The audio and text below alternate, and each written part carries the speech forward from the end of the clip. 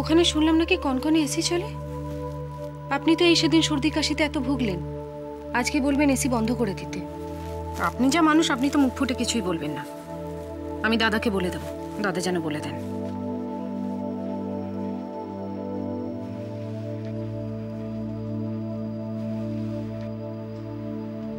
কি হয়েছে বাবা, কিছু বলবেন? কদিন ধরে একটা কথা বারবার মনে হচ্ছে বৌমা, আমি একটা ভারী অন্যায় কাজ করে ফেলেছি। তোমার মধ্যে যে শক্তি, সেটাকে স্বার্থপরের মতো কেবল তুচ্ছ কাজে অপব্যয় করেছি।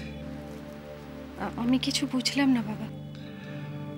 এই বুড়ো ছেলেটাকে নাওয়ানো খাওয়ানোর কাজটা যেদিন তোমার সাঙ্গ হবে, সেদিন তোমার মধ্যে যে গৃহলক্ষ্মীর একটা কল্যাণী মূর্তি আছে, সেটাকে বড় কাজে লাগতে দিও। ছুটি পাবো মানে? আমার ছুটির ঘন্টা দূর থেকে বাজছে বৌমা, ভারী মিষ্টি সে শব্দ, কিছুটা অস্পষ্ট, মনটা কেবলই উসখুস করে। শেষ পিরিয়ডে দুষ্টু ছেলের কি চার দেয়ালের মধ্যে মন টেকে?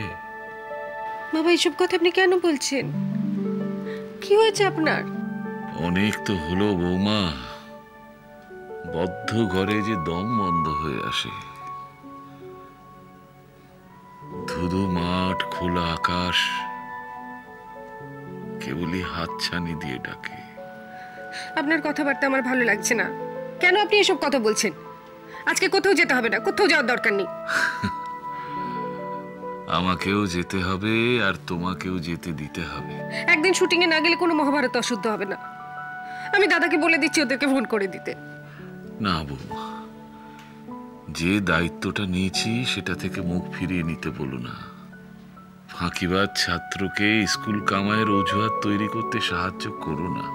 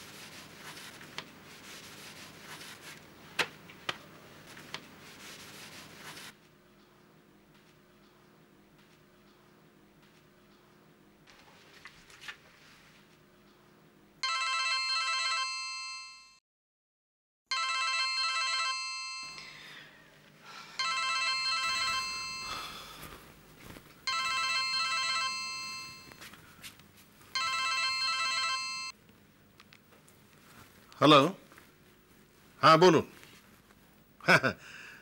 না না, আমি তো আপনার ফোন এক্সপেক্ট করছিলাম। হ্যাঁ, না ব্যস্ত কিসের, বলুন না। হ্যাঁ হ্যাঁ হ্যাঁ, না না, ওই হ্যাঁ ওই একবারই, বিয়ের পর সেসব চুকে বুকে গেছে। এক্স্যাক্টলি মনে পড়ছে না, বোধহয় বোধহয় চতুরঙ্গ। না না, ও 4 অধ্যায়। হ্যাঁ হ্যাঁ, এসব কি বলছেন আপনি? আরে না না, তা কি করে সম্ভব? এক কাজ করুন না, আপনারা অপর্ণা সেনকে ধরুন না, উনিও তো রবীন্দ্রনাথের নায়িকা। না ওই একবারই তো।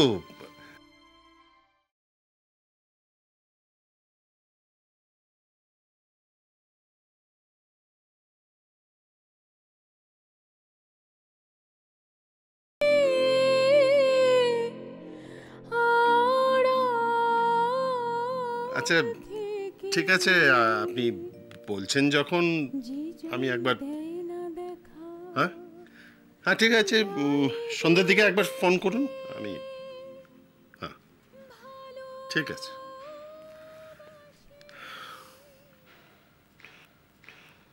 একটু দাঁড়াবে, তোমার সঙ্গে একটু কথা আছে। একটু বসো না, এইভাবে দাঁড়িয়ে দাঁড়িয়ে কি? আমার কাজ আছে। কাজ তো আমারও আছে, তাই বলে স্ত্রীর সঙ্গে দুটো কথা বলতে পারবো না এত ব্যস্ত তো নই। কি বলবে বলো, আমি দাঁড়িয়ে শুনছি। দেখো, কাল আমার মাথাটা সত্যি একটু গরম ছিল। তোমাকে ওই কথাগুলো বলা আমার উচিত হয়নি। না না, আমার সত্যি অন্যায় হয়ে গেছে। I am sorry.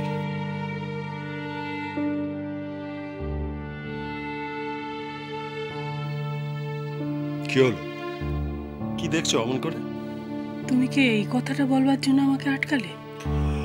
না, আর একটা কথা আছে, ওই তোমাকে দু একদিন একটু আমার সাথে স্টুডিওতে যেতে হবে, ওই টিভির অনুষ্ঠানটার জন্য। আমি কেন? আমি সেখানে গিয়ে? কিছুই না, ওরা তোমার সঙ্গে একটু কথা বলতে চাইছে আর কি। মানে তুমিও তো একসময় রবীন্দ্রনাথের উপন্যাসের নায়িকা হয়ে কাজ করেছো, তোমার সে সময়ের অভিজ্ঞতা,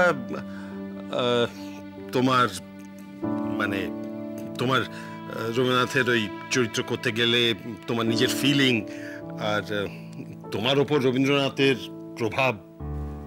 না। কেন না? কেন, কিসের অসুবিধা তোমার? মুখে রং মেখে জীবনে একবার ক্যামেরার সামনে দাঁড়ালে দিগ্গজ হওয়া যায় না। আমি এসবের কি বুঝি? এই দেখো, তুমি এখনো রাগ করে আছো। আমি পারবো না। এটা ফ্যামিলির মান সম্মানের ব্যাপার, সবাই মিলে একটা কাজ করছে, তুমি একা সেটার বাইরে থাকবে তা কি হয় কমলিকা? ওরা ডেটগুলো দিলে আমি তোমায় জানিয়ে দেবো।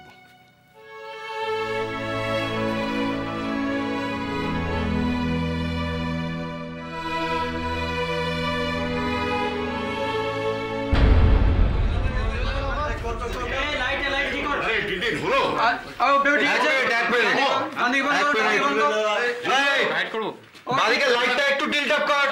ওকে কি বলতো প্যান করতে একটু একটু আরেকটু বাড়া। ওইটা বাড়ানো, ওইটা ঠিক আছে। দেখো চোখে তলা চলো আরেকটু বাড়াও। ওকে যাচ্ছে পাক্কা আছে। চলো একদম চলো।